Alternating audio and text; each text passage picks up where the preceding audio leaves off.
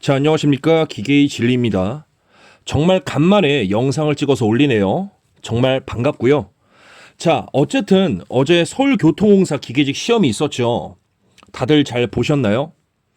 자, 간단하게만 전체적인 난이도와 간단한 총평 말씀드리도록 하겠습니다. 우선 초반 문제들은 장황했지만 별거 없었던, 즉 쉽게 풀리는 문제들이 꽤 많았어요. 그리고 후반부로 갈수록 문제의 길이가 짧아지면서 쉽고 간단한 문제들이 즐비했습니다. 결론적으로 말씀을 드리면 2023년 상반기 시험보다 전체적으로 쉽게 출제가 되었습니다. 하지만 기사만 공부하신 분들은 꽤 체감 난이도가 어렵게 다가왔을 거예요. 특히 열전달 공부를 안 하신 분들은 더욱더 어렵게 느껴졌겠죠. 다시 말하면 공기업 방향에 맞게 공부를 넓고 깊게 하신 분들에게는 꽤 쉽게 느껴졌을 시험이라고 생각합니다. 물론 틀릴 만한 문제도 2개에서 3개 정도 있었어요. 어쨌든 그래도 절대 매우 쉬운 시험은 아니었어요. 그리고 암기 과목 문제들은 2023년 상반기 시험에 비해서 압도적으로 쉽게 출제가 되었습니다. 따라서 결론적으로 전체적인 난이도는 별 5개 중에서 2.5개 정도라고 생각하시면 편하실 거고요. 자, 어쨌든 시험 보시느라 고생하셨습니다. 자, 그리고 2023년 하반기 서울교통공사 기계직 전공 실제 기출문제는 추후 출시가 될 예정이니 참고해 주시길 바라겠습니다. 자, 그럼 어떠한 문제들이 출제가 되었는지 한번 보도록 할게요. 이번 영상에서는 간단하게 출제 포인트, 키워드만 말씀해 드리도록 하겠습니다. 자, 1번 가보도록 할게요. 자, 1번 문제 먼저 보도록 할게요. 자, 1번 문제를 공개해 드리면 실제 기출문제와 복원율이 거의 100%일 거예요. 실제 출제된 문장과 단어를 똑같이 만들어야 저는 그 의미가 있다고 생각합니다. 이 문제는 매우 쉽지만 같은 이론이라도 단어나 문장의 표현에 따라서 난이도가 달라지는 경우가 많기 때문에 실제 복원은 그만큼 중요하다라고 먼저 말씀을 드릴게요. 자, 어쨌든 1번은 세 개의 봉의 지름비, 길이비가 주어졌을 때 발생하는 수직 응력의 크기 비를 구하는 문제였어요. 간단했죠? 자, 2번 빠르게 보도록 할게요. 자, 2번은 1번의 연계 문제였어요. 스프링 상수의 비를 구하는 문제였습니다. 자, 이 문제도 크게 어렵지 않았습니다. 자, 3번은 비틀린 모멘트가 작용하였을 때 지름을 바꾸면 또는 길이를 바꾸면 비틀림 각과 전달 응력이 각각 어떻게 변하는지 따져보는 문제였어요. 이 문제도 그렇게 어렵지 않았습니다. 자, 4번 가보도록 할게요. 자, 4번은 베어링 페트로프식과 관련된 이론 문제였죠. 이 페트로프식에 대한 문제는 출제 빈도가 높지는 않지만 혹시 모르셨던 분들이 계셨다면 이번 기회에 학습하셔서 꼭 공부하시길 권장드리겠습니다. 아셨죠? 자, 이어서 5번 가보도록 할게요. 자, 5번은 코일 스프링 상수에 대한 문제였어요. 이 문제는 진리 541제 스프링 파트 문제에도 있습니다. 참고해 주시길 바랄게요. 어쨌든 이 5번은 코일 스프링의 스프링 상수가 소선의 지름에 몇 제곱에 비례하느냐 이런 것들을 찾는 문제였습니다. 크게 어렵지 않았습니다. 자, 6번 가보도록 할게요. 6번은 어디서나 출제되는 가장 기본적이면서도 출제 빈도가 높은 문제죠. 금속 재료의 여러 성질들이 어떠한 의미를 갖고 있는지 다시 한번 체크해 주시면 좋겠습니다. 자, 6번의 정답은 인성이었어요. 자, 7번 가보도록 할게요. 자, 7번은 냉각 가공의 특징 문제였어요. 이 문제도 어디서나 출제되는 가장 기본적인 문제 중 하나예요. 틀려서는 절대 안 되고요. 자, 냉각 가공과 열감 가공 비교하는 문제 많이 출제되고 있으니까 다시 한번 꼭 체크해 주시고 넘어가 주시길 바라겠습니다. 자, 이제 이어서 8번 가보도록 할게요. 자, 이어서 8번 보도록 할게요. 자, 8번은 최대 굽힘 응력이 작용하는 지점을 찾는 문제였어요. 간단하게만 말씀을 드리면 이 문제는 선도를 그리거나 또는 여러 다른 직관적인 방법을 사용해서 문제에서 요구한 지점을 찾는 문제였어요. 보에 대한 메커니즘을 이해하고 계신 분들에게는 크게 어렵지 않은 문제였지만 보에 대한 모든 것을 암기 형식으로 공부하신 분들에게는 꽤 어렵게 느껴질 수 있었던 문제라고 생각합니다. 자, 이렇게 최대 구피 능력이 발생하는 지점을 찾으려고 하는 문제는 진리에는 없지만 책에 나온 여러 문제를 풀고 해설을 이해해 보려고 노력한 학습을 하셨다면 그래도 풀 수 있었지 않았을까 또는 접근할 수 있었지 않았을까 이런 생각을 해봅니다. 자, 이어서 9번 문제 빠르게 보도록 할게요. 자, 9번 문제는 스프링에 작용하는 주된 응력을 찾는 문제였어요. 이 문제는 예전에 다른 타 공기업에서 비슷하게 출제가 된 적이 있습니다. 만약에 모르셨다면 이번 기회에 스파이럴 비틀림 스프링과 압축 코일 스프링에 어떤 응력이 주된 응력으로 작용하는지 꼭 학습해 보시길 바라겠습니다. 자, 이어서 10번 문제 가보도록 할게요. 자, 10번은 이렇게 보시는 것처럼 외팔보, 즉 캔틸레버보가 주어졌고요. 여기서 관성 모멘트와 압축 응력이 가장 크게 발생하는 위치를 찾는 문제였습니다. 간단했죠? 자, 11번 가보도록 할게요. 자, 11번은 보에서 굽힘 응력과 전달 응력 분포에 대한 이론 말 문제였어요. 이론 말 문제. 자, 만약에 틀리셨다면 이번 기회에 여러 응력의 분포에 대해서 다시 한번 체크해 보시길 바라겠습니다. 자, 12번 가보도록 할게요. 12번은 구성인선 방지법에 대한 문제였죠. 너무너무 기본 문제였어요. 자, 빠르게 넘어가 보도록 할게요. 자, 13번은 나사의 자립 조건에 대한 문제였습니다. 이것도 너무너무 많이 나오는 거라 넘어가 보도록 할게요. 자, 이런 것들이 나왔구나 이렇게 체크해 주시면 되겠습니다. 아셨죠? 자, 이어서 14번 가보도록 할게요. 14번 보도록 할게요. 자, 14번은 기어의 기본 계산 문제였어요. 중심거리와 속도비가 주어졌었고 구동기어 그리고 종동기어의 각각 피치원 지름을 계산하는 문제였습니다. 크게 어렵지 않았으니까 빠르게 넘어가 보도록 할게요. 자, 15번 보도록 할게요. 자, 15번은 오일러 좌굴이론과 관련된 문제였죠. 이 내용도 정말 많이 나오고 있으니까 좌굴에 대해서 공부를 꼭 이해하면서 해보시길 바랄게요. 제 유튜브에 좌굴과 관련된 강의 영상 3개가 있으니까 꼭 보시길 바라겠습니다. 아셨죠? 자, 16번은 모어원 관련 말 문제였어요.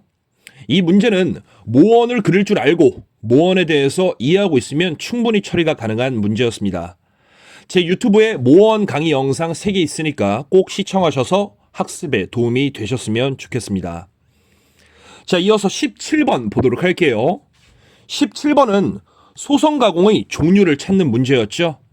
해당 문제에서는 단조, 압연, 압출에 대해서 출제가 되었습니다. 자, 간단하니까 빠르게 넘어가도록 할게요. 자, 18번은 케이블의 이송 속도를 계산하는 문제였어요. 자, 기계의 진리 372제 기계 공작법 문제집에도 있었습니다. 자, 해당 문제는 절삭 속도로부터 회전수를 구하고 케이블 이송 속도 공식에 우리가 구한 회전수와 주어진 모든 값들을 대입하면 답이 쉽게 도출이 됐었습니다. 자, 19번 가보도록 할게요. 자, 19번은 용접 계산 문제였어요. 만약에 용접 계산 문제를 소홀히 하셨다면 이 문제는 의외로 꽤 어렵게 느껴질 수도 있었을 거예요. 하지만 용접 계산 문제 많이 풀어보고 연습했던 분들에게는 충분히 쉽게 처리가 가능했으리라 생각합니다. 해당 문제는 겹치기 용접 문제였어요. 자, 간단하게만 체크해보고 바로 20번 가보도록 할게요. 자, 20번은 중공축에 대한 관성 모멘트 그리고 극관성 모멘트식을 찾는 간단한 문제였습니다. 어렵지 않았죠? 자, 21번부터는 제가 시간이 없어서 키워드 위주로만 어떤 것과 관련된 것들이 나왔는지 빠르게 살펴보는 식으로 가보도록 할게요. 죄송하고 양해 부탁드리겠습니다. 자, 21번은 연력학 개와 관련된 이론적인 문제가 나왔어요. 밀폐계, 단열계, 절연계, 개방계 등등에 대해서 출제가 되었습니다. 자, 간단했으니까 빠르게 넘어가 보도록 할게요. 자, 22번은 섭씨에서 화씨로 온도를 변환하는 계산 문제가 출제가 되었습니다. 기본적인 문제였어요. 반드시 온도 변환식 꼭 숙지해 주시길 바라겠습니다. 자, 23번은 현열 계산 문제였고요. 24번은 열과 일에 대한 이론 문제였어요. 자, 이 문제와 관련된 내용은 진리책에 있었습니다. 자, 25번 가보도록 할게요. 자, 25번은 에너지 보존과 관련된 기본적인 계산 문제였어요. 정말 간단했으니까 빠르게 넘어가 보도록 할게요. 자, 26번은 가역 과정에 대한 이론 말 문제였어요. 이것 또한 기본 문제였죠. 자, 이제 27번 가보도록 할게요. 자, 27번은 유체의 기본 성질과 관련된 이론 문제였어요. 이것도 기본 문제였기 때문에 빠르게 넘어가 보도록 하겠습니다. 자, 28번은 점성과 관련된 이론 문제였어요. 이것도 너무 자주 나오는 거죠. 자, 틀린 답으로는 이렇게 출제가 되었습니다. 액체는 온도가 증가함에 따라 점성이 증가한다. 이렇게 틀린 보기로 출제가 되었죠. 가장 기본적인 내용이니까 다시 한번 꼭 체크해 주시길 바라겠습니다. 자, 29번 보도록 할게요. 자, 29번은 표면 장력과 관련된 가장 기본적인 내용이 출제가 됐었습니다. 자, 이 내용은 진리에도 꽤 있는 내용이고 공기업에서도 자주 출제가 됐었던 문제였는데 의외로 틀린 분들이 많더라고요. 자, 다시 한번 표면 장력에 대해서 학습해 주시길 바라겠습니다. 자, 간단한 문제였으니까 이 정도만 말씀드리고 바로 30번 가보도록 할게요. 자, 30번은 베르누이 가정 조건에 대한 문제였어요. 이 문제도 정말 쉽게 출제가 됐었으니까 다시 한번 베르누이 가정 조건에 어떤 것들이 있는지 학습해 보시길 바라겠습니다. 자, 31번은 간단하게 최적 유량을 계산하는 문제였어요. 너무너무 기본적인 문제였습니다.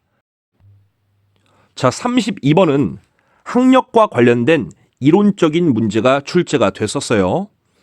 자, 이 문제와 관련된 내용은 진리 검정편에 수록되어 있습니다. 자, 이번 기회에 학력이 정확히 무엇인지 다시 한번 정확하게 꼭 학습해 보시길 바라겠습니다. 아셨죠? 자, 33번 보도록 할게요. 자, 33번은 원형관에서 레이놀즈 수를 구하고 이 값이 측류 상태 범위 안에 들어가기 때문에 측류 일대의 관 마찰 계수를 구하는 식, 바로 레이놀즈 분의 64를 이용하면 되는 간단한 계산 문제였습니다. 간단했죠? 크게 단위 변환할 것도 없었고요. 자, 간단했으니까 34번 빠르게 보도록 할게요. 자, 34번은 연속 방정식을 사용해서 간단하게 푸는 계산 문제였습니다. 어려울 게 없었어요. 자, 35번 보도록 할게요. 자, 35번은 연력학 제1법칙과 관련된 문제였습니다. 이것 또한 크게 어렵지 않았습니다. 자, 여기까지 대체적으로 거의 다 진리에 있는 내용 및 문제였다고 생각합니다. 물론 페트로프식과 관련된 문제는 없었어요. 그래도 제가 운영하는 카톡방에서 페트로프식과 관련된 내용이나 문제가 몇 번 나왔던 것으로 기억합니다. 혹시 틀리셨다면 이번 기회에 꼭 페트로프식 학습해 주시길 바랄게요. 아셨죠? 자, 36번부터는 열전달 문제였어요. 자, 우선 2022년 하반기에는 열전달 무차원수 문제가 다수 출제가 되었지만 2023년 상반기랑 2023년 하반기 시험에서는 열전달 무차원수 문제가 나오지 않았습니다. 그리고 2022년 하반기와 2023년 상반기 열전달 문제는 대체적으로 진리 열전달 기본서 책에서 거의 다 출제가 되었어요. 하지만 이번 시험에서는 한 개에서 두 문제 정도가 기본서에서 벗어난 문제가 출제가 되었습니다. 열전달 기본서만 보셔도 공기업 열전달 문제는 거의 커버가 되는데 이번 시험에는 벗어난 게 한 문제에서 두 문제 정도가 나왔네요. 따라서 어렵게 느껴진 문제도 있었을 거예요. 제가 추후에 열전달 기본서 내용 조금 더 개선하고 이번 기출문제 포함시켜서 꼭 개정하도록 하겠습니다. 자, 어쨌든 36번은 열전달의 기본 이론 내용이었어요. 어렵지 않았으니까 바로 37번 보도록 할게요. 자, 37번은 강판의 열 손실률을 계산하는 문제였습니다. 이 문제가 아마 어려웠던 문제가 아니었나 싶어요.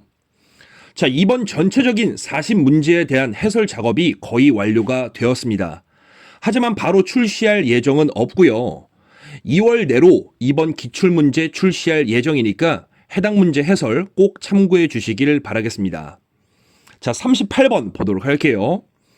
자, 38번은 전도 방정식과 관련된 문제였어요.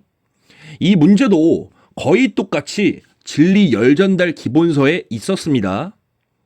해당 문제 처음 보면 이게 뭐지? 싶을 거예요. 자, 다시 한번 꼭 학습해 주시길 바랄게요. 자, 39번은 열전달 핀 이론과 관련된 문제였어요. 크게 어렵진 않았는데 핀이라고 나와서 이게 뭐지? 라고 생각하신 분들이 계셨을 거예요. 그래도 해당 핀 이론을 공부하지 않았던 분들에게는 해당 문제 쉽지 않았을 것이라고 보여집니다. 자, 간단하게만 말씀을 드리면 이 핀은요, 열전달 표면적을 늘려서 대류 열전달 효과를 높이기 위해 사용하는 거예요. 반드시 꼭 알아주시길 바랄게요. 자, 마지막 40번은 간단한 전도 관련 계산 문제였습니다. 자, 이렇게 이번 시험 난이도가 어땠는지, 어떤 문제들이 나왔는지 간단하게 총평해 보았고요. 디테일하게 영상을 찍지 못해서 죄송합니다. 그래도 어떤 것들이 나왔는지, 내가 어떤 것이 부족했는지, 어떤 것을 실수했는지 확인하시고 앞으로의 공부 방향에 도움이 되셨으면 좋겠습니다. 자, 이번 시험 정말 고생하셨습니다. 감사합니다.